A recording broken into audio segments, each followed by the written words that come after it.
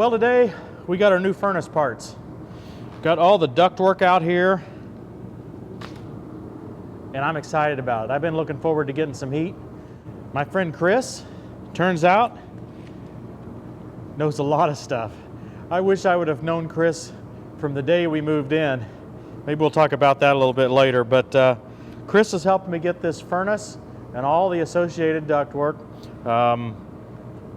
and get a great deal on it. He's a dealer and he's selling it to me at cost, and I just really appreciate it. We got several other things to talk about as we go along today, so stay tuned. I'm certainly no expert at this type of work. For instance, I don't know how to keep the tape from going uphill all the time here. But the cats are all of a sudden nuts. We've been around here all day and they haven't been causing me any trouble. What is going on back there? I have been working all day long without you guys causing any trouble. And the moment that camera comes out, you're totally berserk. For those of you that have been watching us for a long time, or at least over a year, seeing me work on anything to do with the furnace probably reminds you of our geothermal mess that we got into last year. Several folks have been asking for an update on how it's going 1 year out. Well, our geothermal system is working well. We're not having any issues with it at this point. Having said that, if I had known Chris at the time, my neighbor, I probably would have chosen an inexpensive furnace like this. The amount of money I've got in this furnace is just so little that there's no way that fuel efficiency would ever catch up to that. But the geothermal furnace is working well. It's you might call it a water to air heat pump. We put in the horizontal loops. We did it with the boring, as you saw. The emergency heat does come on once in a while, but rarely. I think maybe one day this year so far. But we're pleased with it. Couldn't be happier, really. It's just that we spent a lot of money to accomplish that. If you go back and look at a couple of those episodes, we'll put links in the description. You'll see that we ran into some snafus, and some of them weren't specific to the geothermal. Some of them were just things in our house that had to be revisited anyway, like entirely new ductwork.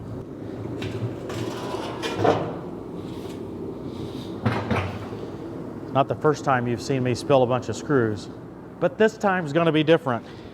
My dad got me this thing for Christmas. Now, I always wondered if one of these would work. It's just a cheap Harbor Freight job.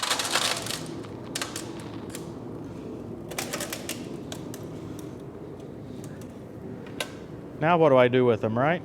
It looks like I'm supposed to stand it up here like this and then pull up on this.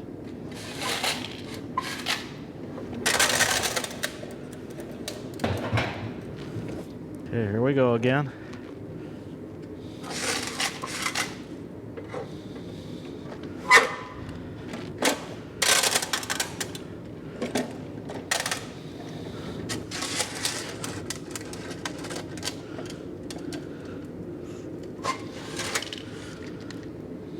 Well, the pickup mechanism is 100%. The release mechanism is 100%. But the ability to get the screws back in the container, well, that takes a little time. Still, this thing's pretty cool. And no, you don't have to go to my Amazon store. Just go to Harbor Freight or somewhere. I'm not trying to sell this thing. Dad got it for me for Christmas. I didn't know I'd be using it this soon. Like I say, I don't really know what I'm doing here, but I am doing what Chris told me to do, at least to the best of my ability. We laid all this out on the floor per his direction, and I am joining these different sections of ductwork together, screwing them together, and then taping them.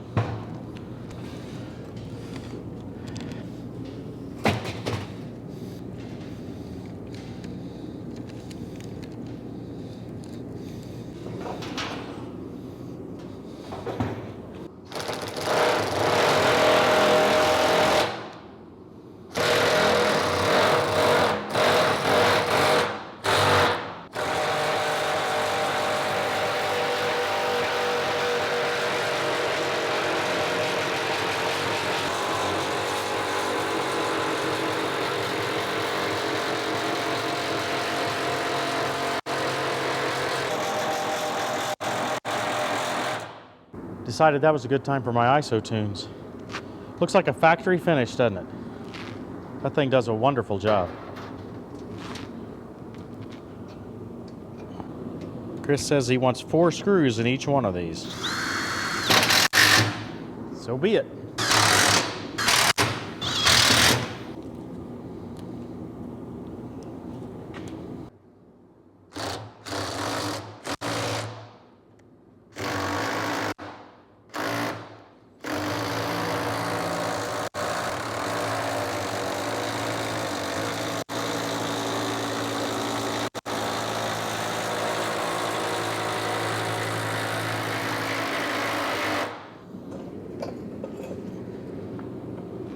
I got to show you this tool.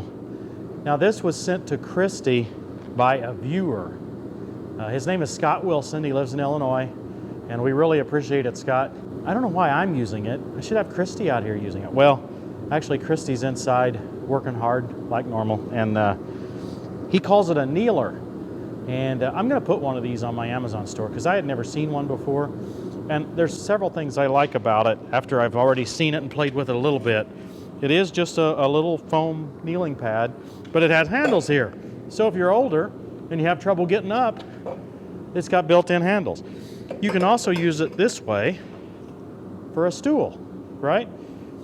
And then it comes with a Velcro attached bag on the outside here that you don't have to use, or you can use. You can attach it either way.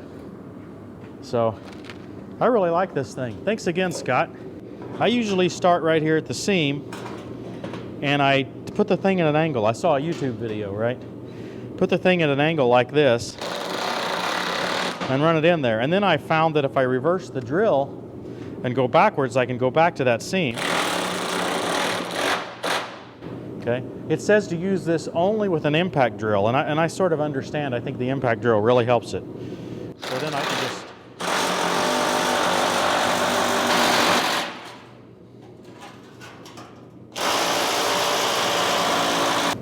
then when you get back to the seam, you're done.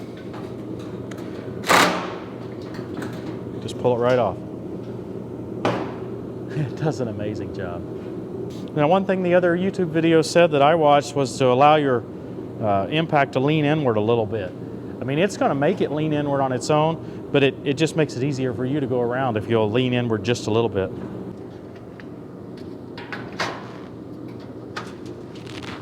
I tried to do some duct work with a hand crimper one time. Oh my goodness, so much easier. I told you I had a lot of things to talk about today in addition to what we're doing. And one of them doesn't have anything to do with the furnace or even the shed at all. It's outside.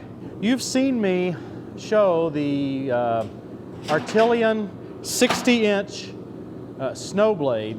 It's loader mount. It actually mounts on the Artillian fork frame. Well, the folks at Artillian are running a special on that through the month of January here.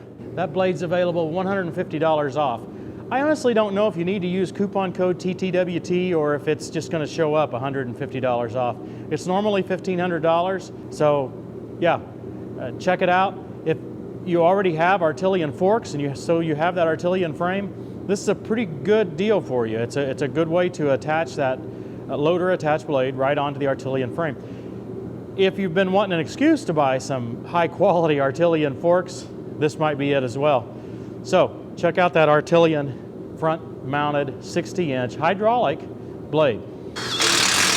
Okay, so what else do I have to talk about? In years past, I've had trouble getting the message out about our meetups at the Louisville National Farm Machinery Show. So I'm going to start early this year. Each day of the National Farm Machinery Show in mid-February in Louisville, Kentucky, we will have a meetup. And that meetup will be at the John Deere booth at 11 a.m. local time, Eastern Standard Time. It'll be near the compact tractor area. We usually try to spy out a 1 Series. Just come by and say hi. We'd love to meet up with you there. You know, even if you see us somewhere else on the show floor walking around, be sure to flag us down and say hi. We just hate to hear somebody comment to say, hey, I saw you, but I didn't want to talk to you. I didn't want to bother you. That's what we're there for. We want to be bothered. So let us, and it is no bother. I hope you understand what I'm saying there. we want to meet you, and that's why we're there. So flag us down, say hello, but every day of the show, Wednesday through Saturday, 11 a.m., John Deere booth, mid-February, be there. This is why I sometimes like the corded ones better than the wireless ones. I want them in and out of my ears. I don't really like them in my ears when I'm trying to talk to you guys on the camera. And so I want to put them in and out. It's nice just to be able to drop them around my neck and know they won't get away. Okay, find that seam.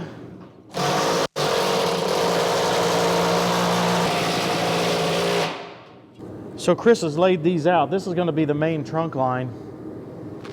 I'm working on, all these reducers. Each one's going to have an 8-inch line going to the actual duct. There's going to be 2 trunks. One of the trunks goes to the bigger part of the building here. The other trunk blows out into the scissored area, which is a little bit taller but a little bit smaller. So between each of these T's, there'll be a strip of pipe. Now notice that these are getting smaller as we go. Chris has used a calculator to say how many vents have to go off of it before he needs to reduce the size. And the reason you reduce the size is to keep the airflow up at the far vents. If you keep it big the whole way, the air will not have any velocity by the time it gets to the end. There'll just be nothing left. It's kind of strange that way. To me, it seems like reducing the pipe would reduce the amount of air, but it actually increases that velocity. Kind of fascinating. You actually run your drill backwards to go forwards. To go what I call forwards, anyway.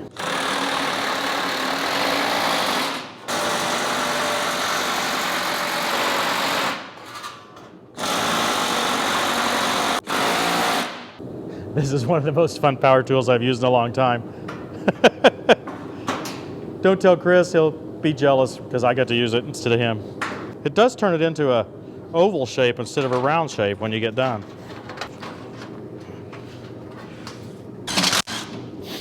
I hope I'm not doing this totally wrong. It's one thing to mess something up in the privacy of your own shed or pole barn. It's another thing to do it on video with thousands of people watching. But I'm sure if I'm messing something up, I'll hear about it. Can't get away from the cats. They didn't pay attention to me all day until I turned the camera on, and then they were all over me. So I got all my tasks done for today. I have to wait for Chris to assign me another task now. Oh, yeah? Yeah, but that means we can go play. Sounds good. Looks like you already are. Yep. I'm really surprised to see you do that because you are kind of allergic to cats. Well, I have my cat coat and my cat gloves on. You're going to be a cat woman? Yeah, so Okay. I can take all this off and maybe not be catty. Well, for the rest of you who don't mind being catty, wampus. Might be cattywampus, but I don't touch cats. Yeah, you are even more allergic to cats than Yeah. Christy is. Hope you guys enjoyed all this. Thanks for watching. We'll see you next time on Tractor Time with Tim.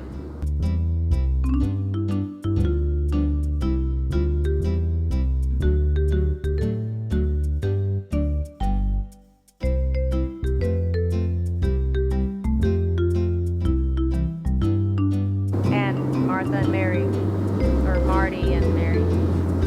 It's Martha, even though it's a boy. Yeah. It's just Martha.